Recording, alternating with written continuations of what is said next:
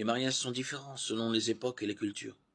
La tradition occidentale qui veut que l'homme demande en mariage sa bien-aimée, sans méfiance, à genoux, est une pratique relativement nouvelle.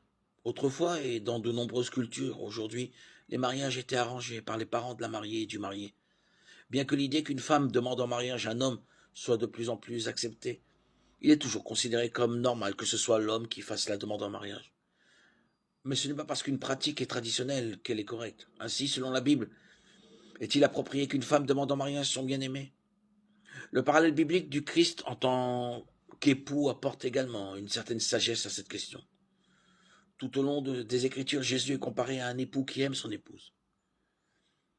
Bien qu'aucun verset biblique ne s'exprime de manière définitive sur cette question, le concept de l'homme prenant l'initiative de demander en mariage a en réalité un certain fondement dans les Écritures.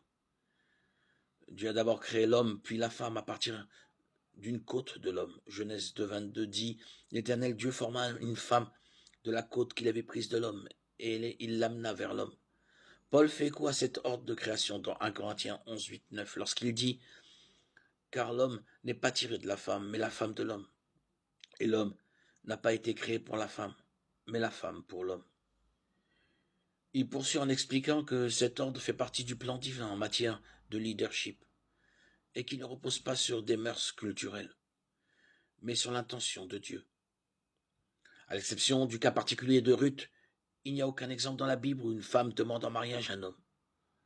Les mariages étaient arrangés par les familles de chacun et l'idée qu'une femme fasse une demande en mariage n'a donc jamais été envisagée.